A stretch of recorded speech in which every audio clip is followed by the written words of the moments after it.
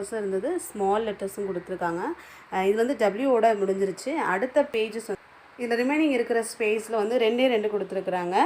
Umbrella and zebra, guide, மங்கி, இது மட்டும் இல்லை, வேர்ட் மட்டும் இருக்குது. மற்ற எல்லாமே அந்த பிக்சர்ஸ் எல்லாமே இன்னொரு அடுத்த ஒரு ஸ்டிக்கர் ஒன்று கொடுத்துருக்குறாங்க.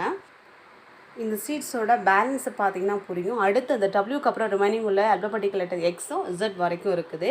திரும்ப அந்த ஏ டு இசட் வரைக்கும் என்னென்ன மாதிரியான பிக்சர்ஸ் வந்து நீங்கள் பேஸ்ட் பண்ணலாம் அப்படிங்கிறதையும் நமக்கு புரிகிற மாதிரி எடுத்துங்க. இல்லை பிக்சர்ஸ் எல்லாமே இருக்குது, வேர்ட்ஸும் இருக்குது, வெக்காபுலரியும் கொடுத்துருக்குறாங்க, வேர்டாக கொடுத்துருக்குறாங்க.